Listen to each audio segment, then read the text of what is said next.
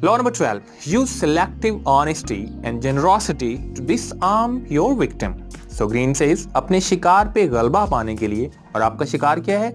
आपका दुश्मन या ऐसे लोग जिनके ऊपर आप हुकूमत करना चाहते हैं, जिनके ऊपर आप अपनी ताकत मुसल्लत करना चाहते हैं, ऐसे लोगों के लिए क्या करें? मखसूस ईमानदारी और फराख दिली का मुजाहरा करें। रिमेंबर, ईमानदारी और फराख दिली की एक चाल आपकी 100 गलत चालों पे पर्दा डाल देती है।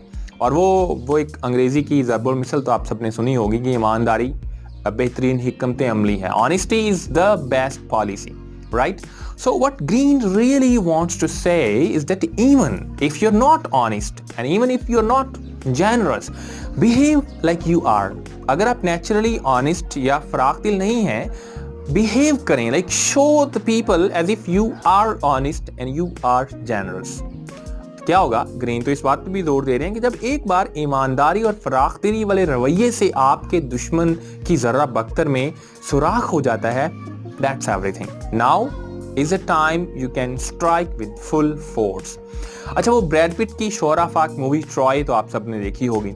जब पेरिस उनकी खूबसूरत हेलन को भगा के ले जाता है तो यूनानियों ने पूरी सल्तनत में से लोगों को बुला लिया और लाखों की फौज तैयार करके चढ़ दौड़े उनके ऊपर, ट्रॉय वालों के ऊपर। और क्या हुआ? कई दिन के मुहासरे के बाद भी जब कुछ ना हो सका, और because the Troy city was walled from all around, तो क्या हुआ?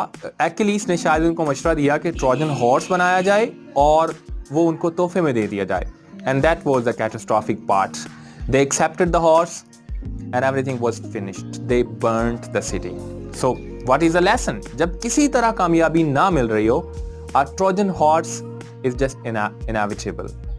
That's it. We will discuss law number 13 in the next video.